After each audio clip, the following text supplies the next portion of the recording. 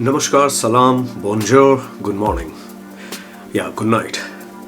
तो आज की वीडियो में हम डिस्कस करेंगे बेसिकली एजिंग होती क्या है, what is ageing. So in basic sense biological ageing comprise करता है बहुत सारे कंट्रीब्यूटिंग फैक्टर्स का, जो अल्टीमेटली इनएबिलिटी प्रोड्यूस करता है किसी भी ऑर्गेनिज्म में उसको लाइफ सपोर्ट करने के लिए कि वो जिंदा रह सके, या फिर उसकी इनएबिलिटी टू रिप्रोड्यूस ऑल्सो, और ultimately it leads to the death of the organism. So काफी सारे फैक्टर्स हैं जो एजिंग को कंट्रीब्यूट करते हैं, बट ये लिमिटेड फैक्टर्स नहीं है, इनसे बहुत ज्यादा है, बट बेसिक हम इन पे ध्यान देंगे।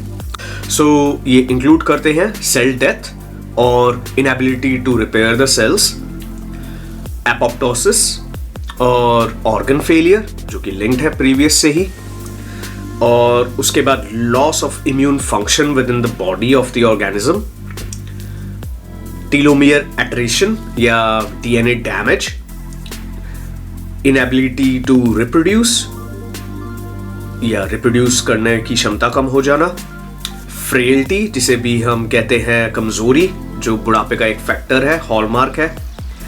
उसके बाद cellular senescence which is one of the most important, and again हमारे को ध्यान देना है कि ये सब इंटर रिलेटेड है। एजिंग में ये सारे फैक्टर्स कंबाइन करके एक ऑर्गेनिज्म की एबिलिटी को बहुत ज्यादा रिड्यूस कर देते हैं लाइफ सपोर्ट करने का। फॉर एग्जाम्पल, आप अपने बुजुर्गों को, आपकी फैमिली में कोई आपके दादा दादी हों या नाना नानी हों, या फिर आपके डिस्टेंट रिलेटिव्स में कोई एक 50 और 80 ईयर्स से अबव हो, तो उसमें आप डिफरेंस, उन लोगों में आप डिफरेंस दे सकते हैं। तो ऑब्वियसली एक 80 ईयर का आदमी और औरत आज की डेट में 20 ईयर्स जितना यंग और लाइवली या फिर एनर्जेटिक एक्टिविटी नहीं कर सकता। वो यही वजह है कि इन सब फैक्टर्स को कंबाइन करके बॉडी में इनएबिलिटीज आ जाती है, जो कि एक ऑर्गेनिज्म को अपने ऑप्टिमल आउटपुट को परफॉर्म करने से रिस्ट्रिक्ट करती है। कुछ कॉन्सेप्ट्स हैं साइंस में, बायोलॉजिकल साइंस में, जिन पे हमने ध्यान देना है। ये कुछ कीवर्ड्स हैं जिनको आपने समझना है। डिटेल में वीडियो में बाद में बताऊंगा, बट जस्ट एक इंट्रोडक्शन दे रहा हूं अभी। तो ये 3 कीवर्ड्स या कॉन्सेप्ट्स आप ध्यान रखिए: सेनेसेंस, डीएनए डैमेज और telomere attrition, and also extracellular vesicles. इनको मैं थोड़ी सी डिटेल में बताता हूं। सेनेसेंस बेसिकली एक कॉन्सेप्ट है जिसमें after certain division of cells, एक बायोलॉजिकल क्लॉक की तरह हमारे सेल्स एक सर्टेन लिमिट के बाद डिवाइड करना बंद कर देते हैं। ठीक है। So senescence is cellular growth arrest. आपकी सेल्यूलर जो ग्रोथ है, जो सेल डिवाइड करते हैं, वो डिवाइड करना बंद हो जाएंगे। जब डिवाइड करना बंद हो जाएंगे तो अगर आपको चोट लगी या कोई सेल बीमार है और वो डिवाइड ही नहीं कर रहा और नया नहीं प्रोड्यूस हो रहा, तो वो सेल खुद ही एक सेनेसेंस स्टेट में चला जाता है, जो कि सेल डेथ नहीं है, सेल जिंदा रहता है, बट उसका जो फंक्शन है वो एक नॉर्मल हेल्दी सेल से, यंग सेल से रिड्यूस हो जाता है। हम सेल्स की बात क्यों कर रहे हैं यहाँ पे? क्योंकि हमारी बॉडी ट्रिलियंस ऑफ सेल्स के कॉम्बिनेशन से साथ में मिलके बनी है। हम यूकैरियोटिक एनिमल्स हैं, तो मल्टीपल्स ऑफ सेल्स, और मल्टीपल सेल्स जब सेनेसेंस हो जाएंगे तो हम बेसिकली बायोलॉजिकल एजिंग की बात कर रहे हैं। ये एक फैक्टर है एजिंग को कंट्रीब्यूट करने का। Telomere attrition. Telomere attrition linked है सेनेसेंस से। क्यों?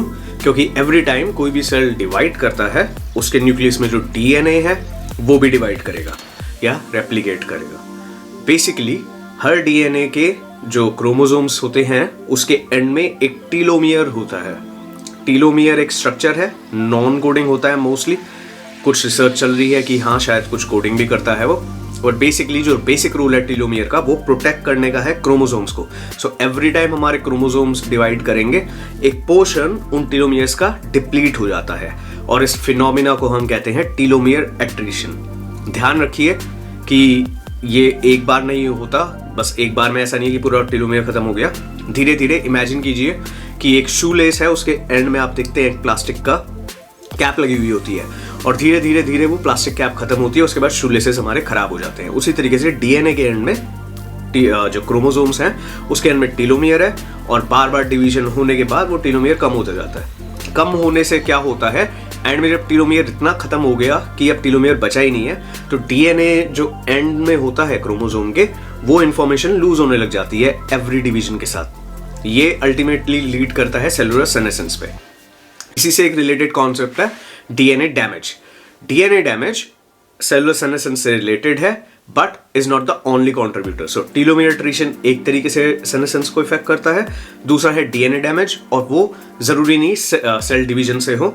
डीएनए डैमेज हमारे को काफी तरीके से हो सकता है, जैसे कि कोई कार्सिनोजेनिक एजेंट हो गया, जैसे टबैको हो गया, स्मोक हो गया, हमने कोई टार हमारे अंदर गया, ये तंबाकू के प्रोडक्ट्स होते हैं, या खाने में कोई प्लास्टिक्स है, इस तरीके की चीज़ें इफेक्ट करती हैं। दूसरा हमारे जो यूवी लाइट है उससे भी हमारे डीएनए डैमेज हो सकता है। सो डीएनए डैमेज क्या करता है, डीएनए डैमेज जब डायरेक्टली हमारे बॉडी में हो रहा है तो वो सेलुलर सेनेसेंस इंड्यूस कर सकता है इवन यंग सेल्स में। दैट्स व्हाई वी से कि हमारे को अपनी बॉडी को थोड़ा प्रोटेक्ट करना चाहिए इन सब एजेंट्स से। ऑल्सो ऑक्सीडेटिव स्ट्रेस जो है वो भी इफेक्ट करता है हमारे डीएनए डैमेज को, बट हमारी बॉडी में ऐसा सिस्टम होता है जो इसको फाइट बैक करने की कैपेबिलिटी रखता है, जो कि माइटोकॉन्ड्रिया में होता है, और अलग अलग ऑर्गेनेल्स हैं जो कि इसको फाइट बैक करते हैं। ठीक है, इसी से हम नेक्स्ट कॉन्सेप्ट पे आते हैं, एक्स्ट्रासेलुलर वेसिकल्स। ये इंपॉर्टेंट है क्योंकि मेरी रिसर्च इससे रिलेटेड है फर्स्ट ऑफ ऑल, और सेकंड पॉइंट एक्स्ट्रासेलुलर वेसिकल्स जो कि अभी लेटेस्ट रिसर्च हो रही है वो बेसिकली डिफाइन करती है सेल्स एक दूसरे से कम्युनिकेट करते हैं एक्स्ट्रासेलुलर वेसिकल्स के through. How does it happen? Cells की आउटर लेयर है, उसमें से कुछ छोटे छोटे बबल्स निकलते हैं जो कि लिपिड से कवर्ड होते हैं, लिपिड मॉलिक्यूल से। ये वेसिकल्स दूसरे सेल्स पे जाते हैं, उनसे कम्युनिकेट करते हैं। अगर कोई सेल बीमार है तो हो सकता है वो दूसरे सेल को बीमार भी कर सकता है इस तरीके से, और अगर कोई सेल बीमार है तो वो दूसरे सेल्स को सिग्नल भी कर सकता है कि देखो मैं बीमार हूँ, कम मेरे को हेल्प करो, कुछ हेल्प चाहिए मुझे। तो हमारा इम्यून फंक्शन और जो भी हमारे बॉडी में फंक्शंस होते हैं वो उस सेल को या तो खत्म कर देंगे या उसको रिपेयर भी कर सकते हैं। So extracellular vesicles are very important. 3 type के होते हैं। एक्सोसोम्स जो कि सबसे छोटे हैं, 50 to 150 नैनोमीटर की इनकी विड्थ होती है, और ये सेल के अंदर से बाहर जाते हैं। सेकंड है माइक्रोवेसिकल्स जो कि जो सेल का प्लाज्मा मेम्ब्रेन है उसकी बडिंग से क्रिएट होते हैं। थर्ड है आपका एपोप्टोटिक बॉडीज। सो कोई सेल की जब डेथ होती है तो उसके छोटे छोटे फ्रैगमेंट हो जाते हैं, वो भी एक्स्ट्रासेलुलर वेसिकल्स में काउंट होते हैं, एपोप्टोटिक बॉडीज कहलाती हैं। बट इस पे हम ज़्यादा फोकस नहीं करेंगे एपोप्टोटिक बॉडीज में, हम फोकस करेंगे एक्सोसोम्स और माइक्रोवेसिकल्स में। तो ये कुछ कॉन्सेप्ट्स हैं जिनका आपने ध्यान रखना है, और बाकी हम नेक्स्ट वीडियोस में इन पे डेप्थ पर जाएंगे हर एक टॉपिक पर, और डिस्कस करेंगे कि ये सब कैसे कंट्रीब्यूट करते हैं एजिंग के तरफ। सो नेक्स्ट वीडियोस में हम एक्सप्लोर करेंगे इन टॉपिक्स को डेप्थ में, और इससे ज़्यादा और थोड़ी बातें करेंगे। और आई होप आप सब ठीक है, खुश हैं, अपनी फैमिली का ध्यान रखिए, अपना ध्यान रखिए। शुभ रात्रि, शबा खैर, और फिर मिलेंगे। सब्सक्राइब करना ना भूलिएगा।